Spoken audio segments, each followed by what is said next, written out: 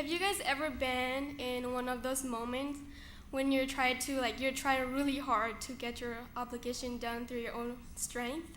Like you're totally depending on yourself. Like you don't even remember God in your life. You're just like, I need to get this done through my own strength. So it was last Sabbath when Savannah asked me, she's like, are you willing to preach again? During that few seconds, in my mind, I was thinking, oh boy, will I have the time for this? Because final is coming up and I'm trying really hard in school. So I was thinking, maybe no. But then there's a thought came into my head. You're not doing this to show off or for any human beings to see you preach, but you're doing it for God. So I said, yeah, of course I'm willing to do it again. So who's ready for another story this morning? Okay. I read this story when I was in 3rd grade, my first year in America.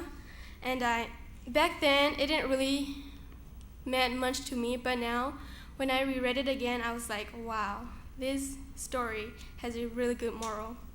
Okay, so the story goes, a king had 3 daughters.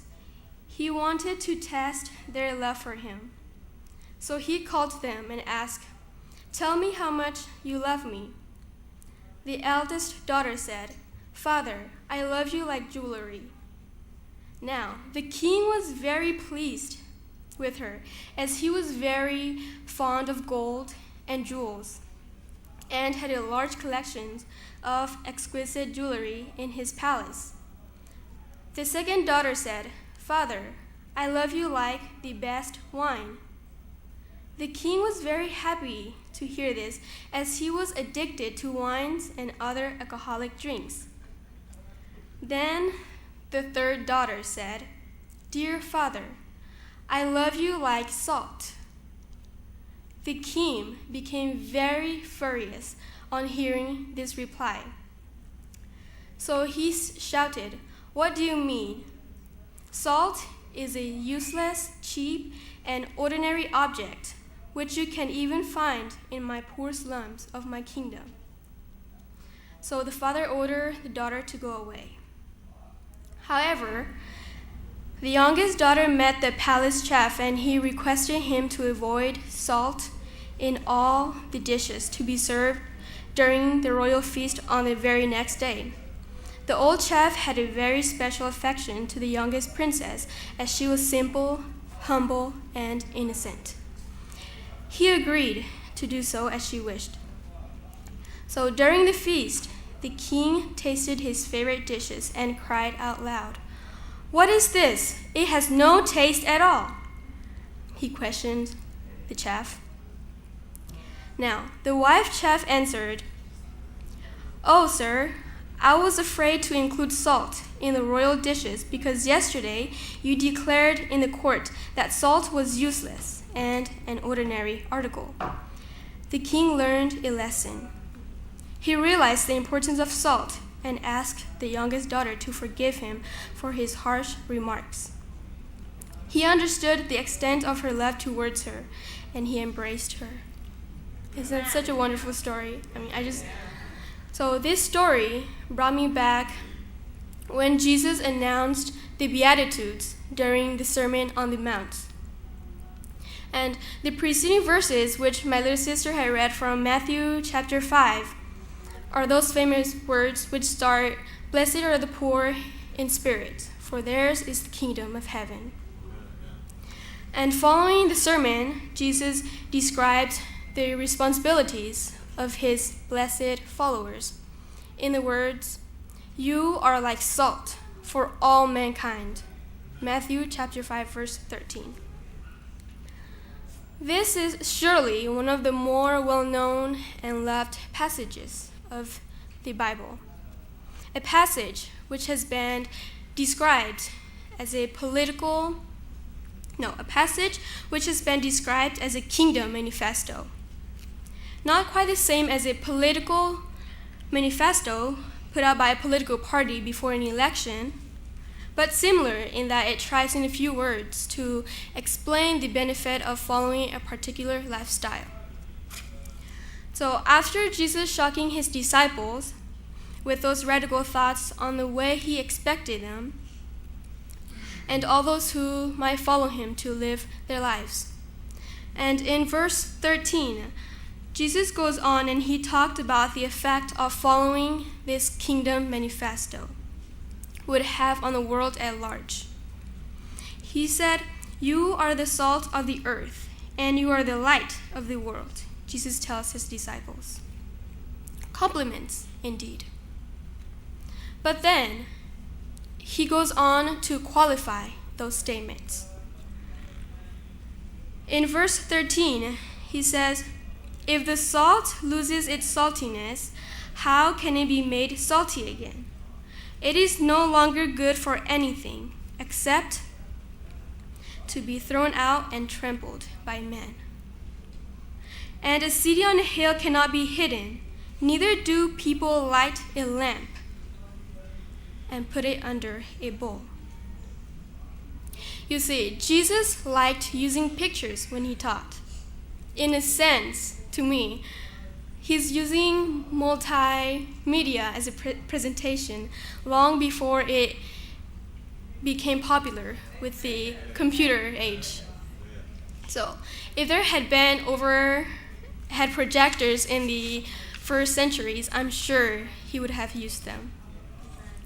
And Jesus talked about splinters in people's eyes. I mean, it's really hard to put that in pictures, and to a group of shepherds, he talked of losing a sheep. Jesus, he wants people to be able to get or grips with what he was trying to say so that people can relate it to life around them. And most importantly, he wants the words he was speaking to feel relevant. And can they still be relevant as us today? Of course they can. And sometimes we have to look back into history and place ourselves in the middle of that crowd of followers who sat on the mountainside listening to that fascinating man speak. In prehistoric time, man stumbled upon a strange substance occurring naturally in the landscape. Not only does it produce a pleasing sensation on the tongue when licked, but seemed to be able to make meat or fish last longer when they were rubbed or buried in it. I'm not really sure if the information is really true or recent, but I have read somewhere, and it says salt was often included as a part of religious rites of the Greeks, Romans, and indeed Jews. It has in the past been highly prized and valued. In fact, in some Asian countries, it was severely taxed, as salt cakes serve as money in ancient Ethiopia and Tibet, and our term salary, which used to refer to a soldier's allowance for salt, comes from the Latin salarium, the amount of salt issued to a soldier serving in the Roman army. Who knew that? Nope. Okay. So now let's go back to what did Jesus say about salt losing its saltiness? He says, "It is no use for anything except to be thrown out and trampled by men." What a picture for the disciples. I mean, they understood about all the uses of salt and the importance of it. But now, they had to understand and figure out what the point Jesus was trying to make by using that example. And Jesus also talked about light. And he says, "You are the light of the world." When I read this verse, it reminds me of in the time of Jesus and his disciples. Traveling at night was something not to be taken lightly. I mean, back in those days, there were always landmarks to look out for, like mountains or rivers. However, during the night, there were no illuminated road signs giving them information or directions from their destination. There were no cat's eye in the center of the road to keep them from straying. There were no illuminating street lights. There were just darkness. Lots and lots of darkness. If you have ever been camping out in the middle of a black mountain or somewhere deep in the forest, and you look up at the sky after dark, you'll get some impression of what it must have been like. I mean, even the brightest star movement is difficult. And back in those days, towns and villages were often built on hillside, and people would lit lamps in their homes. And the purpose of the light from the lamps is for people to see, because travelers from the outside, they were drawn towards the lights flickering on the hillside. Now let's look at the disciples, who had rather made a career of following Jesus as he traveled around the world. And they often choose to escape from the crowds. So they must have known all about the difficulties of night travel. Who's here have been traveling at night? Like, there's no flashlights, no lights. Yeah, it's difficult. But again, the disciples needed to put this big picture into perspective, because they needed to understand the meaning of the words behind it. Or else, how could they put the words of Jesus into practice in their lives? You could read it over and over again, but if you don't know the meaning behind it, it somehow becomes meaningless. And these pictures that Jesus paints about salt and light talk about being noticed and being useful as opposed to useless. Jesus is in a sense here, and he's already preaching to the disciples. And these were men who had made a conscious decision to follow him, even though they were still a little hazy to his real nature and purpose. They recognized him as someone very, very special. And they were sincere in their desire to follow him and work with him. So after the disciples have heard Jesus finish telling them the lifestyle which they should adopt, his kingdom manifesto. You see, the kingdom or the world that Jesus invited them to belong to was a very different kingdom from the one they were recently living in. But the choice that Jesus gave them was not one that compromised. And indeed, there's no point in talking about them in the past tense, because the choice is the same for us. We either live for today and get what we can from life, or we live by faith, trusting in God, who has already promised to supply that all we could ever need. 2 Corinthians 5:7. As a human being, we tend to look for our own happiness through our own strength. But here, the happiness that Jesus offered was for those who were ready to experience poverty, hunger, weeping, and persecution. In the Sermon on the Mount, Jesus outlined the outcome of having a living, vibrant faith, such that people would be happy when poor in spirit, through mourning and meekness, happy in hunger and thirst after righteousness, happy in showing mercy, happy as people with pure heart and making peace, happy in facing persecution. What a reversal in basic human values. And yet, these are the values that are basic to a genuine and living Christian faith. A living faith. This is the one that takes radical values. This kingdom manifesto of Jesus and puts them practice into our daily lives. Don't you agree that Christians are notoriously good at talking about their faith?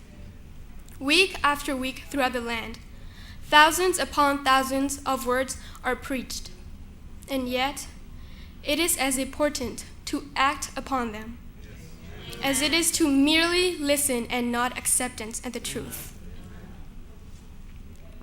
We must take our faith, Jesus tells us, and be like salt in the world. You see, salt is just a substance, but it preserves. And we should be looking to uphold the word of God. We should uphold the values and the truth contained within it. We should be prepared to stand up and be counted when we see corruption or greed in the world. Salt cleanses and it purifies. And in the same way, we should be prepared to take the love of God into our daily lives and to bring that healing touch to broken relationships, broken families, broken hearts, and lives that has been soiled by contact with sin. Don't you think that salt is useless if it is kept only in the salt cellar and never sprinkled onto our food? And in that same way, Jesus tells us that we need to spread ourselves, our faith, and our lifestyles around our neighbor and workplaces. Because people affect by what we do and by what we say. They looked at our actions. And if we do that, we will become the seasoning by which others will taste something of the love of God. Amen. Jesus talked about light in this verse in Matthew chapter 5. But however, as we know today, light is emitted from a source in straight lines. And it spreads out over to a larger and larger area as it travels. When it strikes an object, it is either reflected, absorbed, or refracted. The Bible, it often uses the contrast between darkness and light to show the absolute difference between God and evil. God is light, and there's no darkness in him. And the death and resurrections of Jesus are taught that in him, light won its victory over darkness. Jesus called himself the light of life to all who followed him. Men could now live in the light, just as he is in the light. As for me, to become a Christian is to move out of the darkness, drawn by that bright light on top of a hill. It is to take a hold of that bright light that Jesus gave to us. Just like the Olympic torch is carried around the world to the site of each new games. And it is for that light to let it out and shine out to others. We become light when we are filled with the light of God. And the things that we need to keep in mind is whether we're older or younger, our light may only be a small torch in an awfully black night, but the effect is far greater than it appears to us. Our definition said that when light emitted spreads out over a larger and larger area, striking every object in its path. Some simply reflected, while other absorbs. When we choose to live our lives as Jesus' Kingdom Manifesto presented in Matthew chapter 5, and we are prepared to show His light in the world, and we're prepared to stand up and be counted when it comes to standing up for what we know is right. In a world which seems not to know the difference between right and wrong at times, then the world can't simply ignore us. It can reject what we stand for, and like the light being reflected. Or it can absorb what we say and change, because the choice is all up to us.